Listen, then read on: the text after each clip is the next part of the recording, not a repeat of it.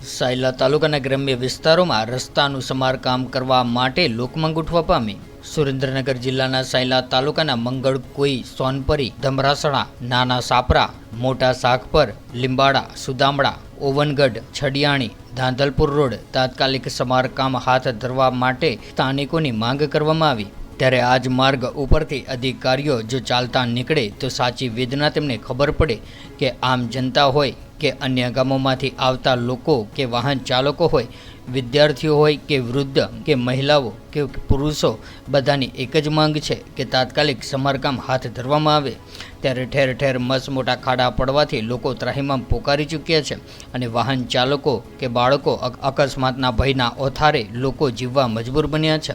લોકો રોષ વ્યક્ત કરીને કહ્યું હતું કે તાત્કાલિક રોડ નવો બનાવવા માટે માંગ કરવામાં આવી રહી છે। ત્યારે આમ આદમી પાર્ટીની ટીમ રમેશભાઈ મેર, મયુરભાઈ સાકરિયા, દેવકરણભાઈ જોગરાણા, ભરતભાઈ આલાણી, ગોપાલભાઈ જોલાપરા, શૈલેષભાઈ મેર, કાળુભાઈ વગેરે આમ આદમી પાર્ટીના કાર્યકર્તાઓ દ્વારા રસ્તાની બિસ્માર હાલતની મુલાકાત લઈને ગ્રામજનોની સમસ્યાઓનું ઉજાગર કરીને સરકારને રજૂઆત કરવામાં આવી તથા સાથે સાથે ચીમકી પણ આપવામાં આવી હતી કે જો આજ રસ્તાની સમસ્યાઓ ટૂંક સમયમાં નિવારણ નહીં આવે તો ગાંધી ચિંધ્યા માર્ગે આંદોલનની ચીમકી પણ ઉચ્ચારી હતી।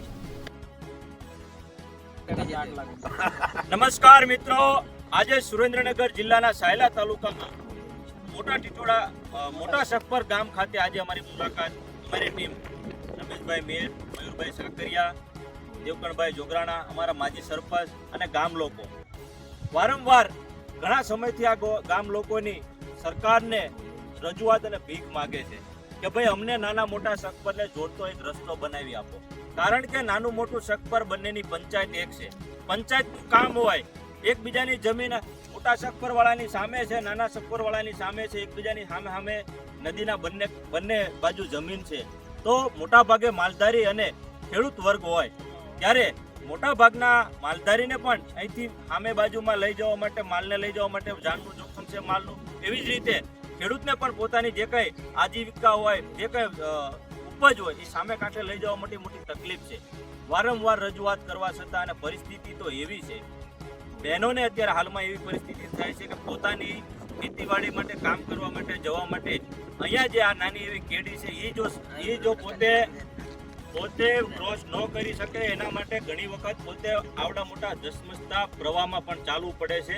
કારણ કે એમની પરિસ્થિતિ એવી છે કે રસ્તો ન હોવાના કારણે ત્યારે હાલમાં પોતાની જાનની જોખમે એ રસ્તો પસાર કરે છે। તો અમારી તંત્રને લાગણી અને માંગણી એક જ છે કે તમે આ ગામ પાસેથી ટેક્સ લેતા હોય, આ ગામ પાસેથી બિલ લેતા હોય, આ ગામમાં પાસેથી તમે આખી મહેસૂલ ઉઘરાવતા હોય તો કેમ એ લોકોને જે એમની મૂળભૂત અધિકાર છે તો રસ્તો એક તમે ન બનાવી શકો? તમારા સરકાર પાસે મોટા તાયફા કરવા માટે રૂપિયા છે, મોટા ખોટા ગરીબ ઘણા બધા મેળા કરવા માટે રૂપિયા છે, પણ જ્યારે અમારા ખેડૂત અને માલધારી તમારી પાસે યાચક બની અને માત્ર એક રસ્તા જેવી વાત કરતા હોય છતાં પણ જો તમારા પેટમાં પાણી હલતું ન હોય તો કંઈક ને કંઈક એવું લાગે છે કે ભારતીય જનતા પાર્ટી છે એ ગરીબોની અને વંચિતોની, ખેડૂતની, માલધારીની સરકાર નથી, માત્ર ઉદ્યોગપતિઓની સરકાર છે। મુકેશ અંબાણીને તમારે 49,000 કરોડ રૂપિયા આપવા હોય તો તમારા માટે તિજોરી ખુલ્લી છે, અને મારો ખેડૂત, મારો માલધારી, મારો મજૂર વર્ગ જો હોય એના રસ્તા માટે પૈસા માંગે તો તમારે 5-5 ને 8-8 ને 15-15 વર્ષના વાણા વ્યા જાય છે।